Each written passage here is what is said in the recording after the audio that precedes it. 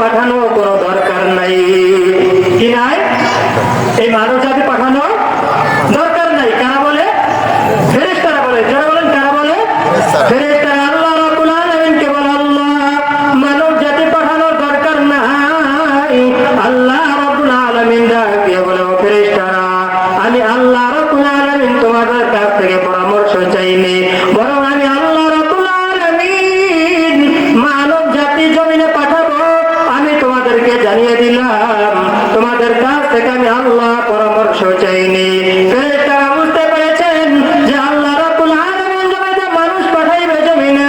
আল্লাহ রাব্বুল আলামিনের এই কথা অনুযায়ী ফেরেশতারা বুঝতে পেরেছেন যে তাদের ভুল হয়েছে।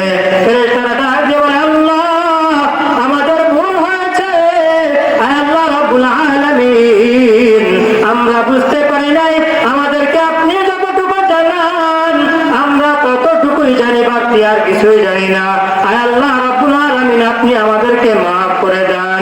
আল্লাহ রাব্বুল আলামিন এই পর্যায়ে মানব জাতি সৃষ্টি করবেন সর্বশ্রেষ্ঠ আল্লাহ রাব্বুল আলামিনের পয়গম্বর আদম আলাইহিস সালামকে আল্লাহ রাব্বুল আলামিন সর্বপ্রথম জমিনে পাঠিয়েছেন। কাকে পাঠিয়েছে? মানব জাতি। আমাদের আদি পিতা কে? আদি পিতা হযরত আদম আলাইহিস সালাম। তো আল্লাহ রাব্বুল আলামিন তিনি ডাক দিয়ে বলেন আমি মানব জাতি বানাবো। ওদিকে আল্লাহ রাব্বুল আলামিন সৃষ্টি করার জন্য জিবরাইল আমিন ফেরেশতাকে আল্লাহ রাব্বুল আলামিন বলে দাও, ফেরেশতা জিবরাইল যাও জমিনে যাও, মাটি নিয়ে আসো, আমি আল্লাহ রাব্বুল আলামিন আদমের বডি তৈরি করব। জমিনে যাও।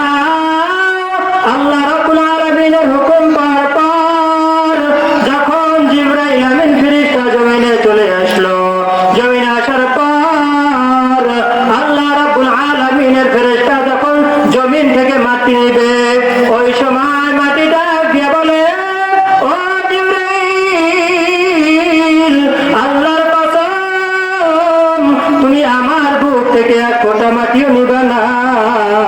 যখন মাটি আল্লাহর কসম দিল, এবার জিবরাইল আল্লাহর কসম শুনে আবার আল্লাহর কাছে চলে যায় মাটি না নিয়ে।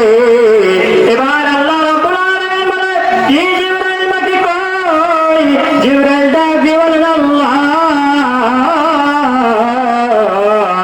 আপনার জমিন আপনার নামের কসম দিয়ে বলতেছে যে আমার বুক থেকে এক ফোঁটা মাটিও নিবে না। আল্লাহ আপনার নামের কসম দিয়ে এই কথা বলেছে, যেই কারণে আমি আজকে মাটি আনতে পারি নাই। কি পারি নাই? মাটি আনতে পারি নাই।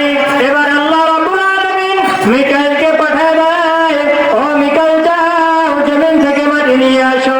মিকাইল জমিনে আসার পর একই রকম বলেছেন ও ফেরেশতা মিকাইল আমার বুক থেকে মাটি নিও না, আল্লাহর কসম।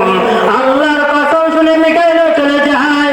আল্লাহ রাব্বুল আলামিন জিজ্ঞাসা করলে বলে আল্লাহ আপনার জমিন আপনার কসম দিয়ে বলতেছেন মাটি না আনার জন্য। আল্লাহ রাব্বুল আলামিন আমি মাটি আনতে পারলাম না।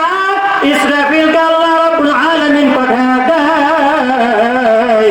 ইসরাফিল একই রকম তিনি আল্লাহ রাব্বুল আলামিনের কাছে গিয়ে বলে আল্লাহ আমিও মাটি আনতে পারলাম না।